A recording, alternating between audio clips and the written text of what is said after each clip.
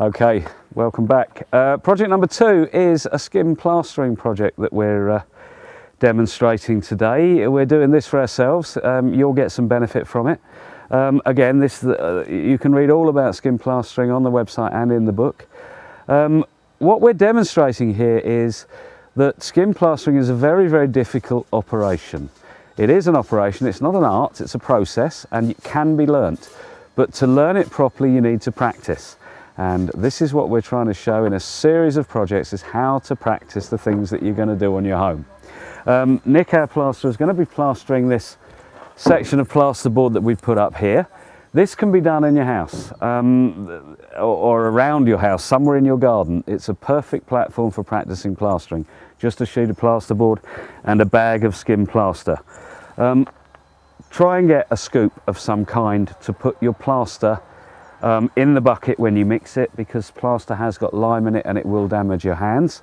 The guys that you saw doing the concreting should have been wearing gloves, there's no question about that. They've been doing it for donkey's years, their hands are hardened. Yours won't be. I told them off for not wearing gloves, but you should be wearing gloves all of the time. Nick's going to mix the plaster using what we call a paddle mixer. So the paddle turns in the bucket, you add the plaster to the water, never the other way around. Mix the plaster, and he's going to apply it to the wall. Can you hang on to that, Nick? Nick's going to use this stuff, which is called Skim tape. This stuff is self-adhesive, this particular tape. It's very, very good for using to define areas of plaster that you can do easily in a day. If you're faced with a big wall and you've never done it before, it's quite a daunting task. So Nick's going to show you how to use Skim tape to divide the area into smaller portions. Okay, that's Skim tape. The tools that Nick's going to be using are self-explanatory. There's a trowel, a hawk, a spot board, a paddle mixer, and everything is kept wet with plastering with clean water. Everything is pretty much wet all of the time. That's very important. You don't get a lot of time to work with plaster. I'm going to leave Nick to get on with it, and I'll talk to you later on. I'll turn the generator on. Thank you.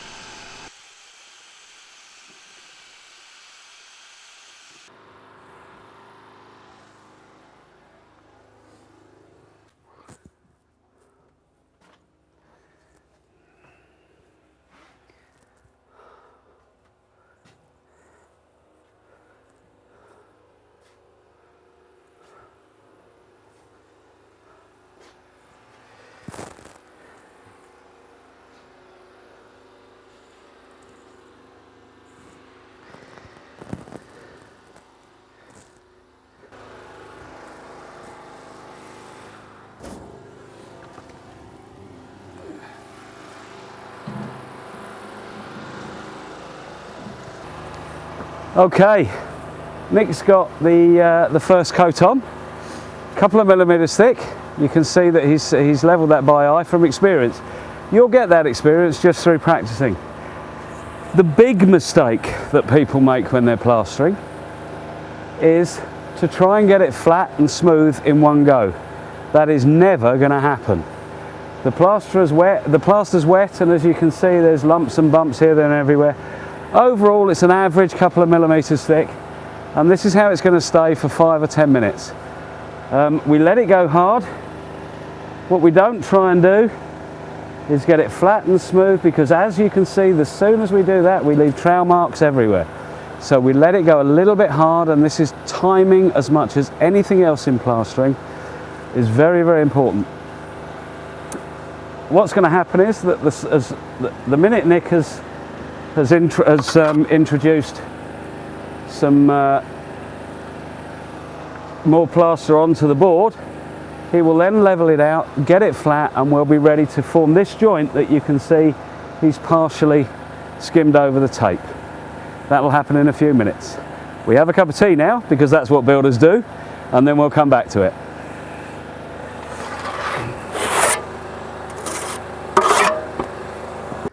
Hiya, project number 3.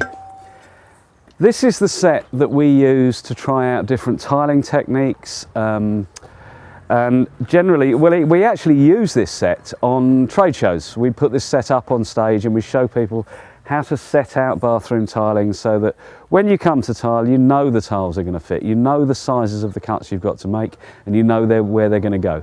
There aren't any awkward cuts because you've done those before, you've pre-planned it. That's a really, really good exercise, and there's many more details about that in the book. It's the important thing about tiling is setting it out to start with. It's very unlikely that anything in your bathroom is level, especially the bath. Most people tend to think of the skirting board or the bath as a level surface, and they start tiling up from there. When they get halfway up, they realise that their tiles are a little bit leaning over, and that's because the surface they've started from isn't level in the first place. We demonstrate on stage in the book and on the website with different size tiles, different coloured tiles, different pattern tiles, and different shaped tiles. We lay them vertically, we lay them horizontally, we overlap the joints, we mix tiles up. So there are any number of permutations that we show you how to use in your bathroom, just something a little bit different. We're very lucky, of course, we do this professionally, so we have cutting equipment which would cut almost anything. So we use this for wall tiles and floor tiles, and generally produce a bathroom that people would be proud to have in their home. Fortunately, it's coated so that we can strip the tiles off fairly quickly after we've put them, so we can use this over and over and over again. I keep telling people that everything that we do on DIY Doctor is real, but I'm going to show you this just in case it falls off. It's not entirely real. We have to make a few things up for ease of presentation. And that is our bathroom set. You can see us demonstrating tiling a bathroom live at any of the trade shows. We'll shortly have a video on the website, and of course you can read about it in the book that we're promoting today.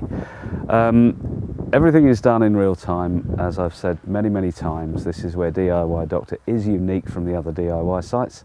And having taken a couple of minutes to do that, we're ready now to hopefully to go back to the plasterer. Welcome back. It's been about 10-15 minutes. We've had a cup of tea. So we're fully refreshed and we're ready to start troweling this up. Troweling up is the professional term for what we're going to do next, and that just literally means getting it flat and smooth. The reason that we leave it for a little while is because, as I showed you before, when the plaster is very soft, all you're doing really is moving it. You're not flattening it.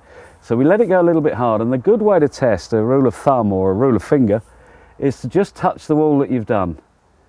Don't put too much pressure on it, just push ever so lightly. And you should leave a fingerprint, but not an impression. If it goes in, it's still too soft, but if you've left the fingerprint and it doesn't dip, that's good enough. I'll leave Nick to trowel that up and we'll carry on. Thank you.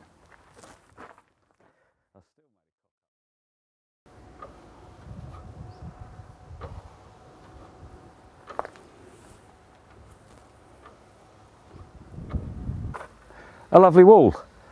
Practice, practice, practice, it makes perfect, it really does. With plastering, it's a process, just keep doing it, you will get better.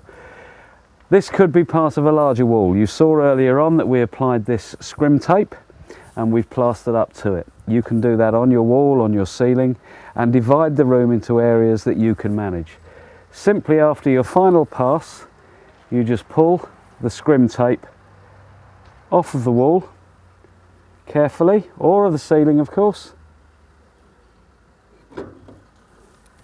and you're left with an edge that you can quite easily cut back just a touch and use to carry on your next segment. You can see also that there's a uniform thickness of plaster on the wall. That will come with practice, and you can divide your room into as many areas as you like.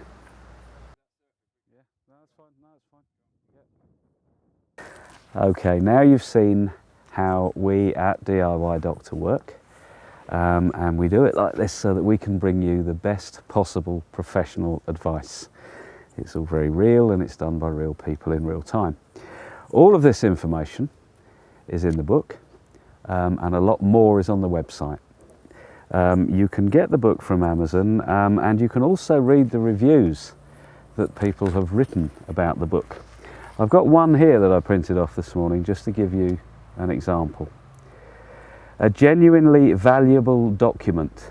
It is full of information on subjects both large and small, and gives advice not only on how work should be done, but also why and why not it should be carried out in particular ways.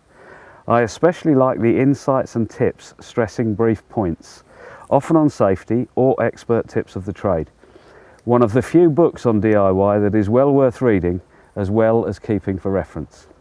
So the public seem to be pleased with it, and we're very pleased with it. You can buy it simply by emailing us. We'll phone you for the contact details and credit card numbers, etc., and we'll send you a copy. I hope you enjoy it. We've certainly enjoyed producing it. Thank you.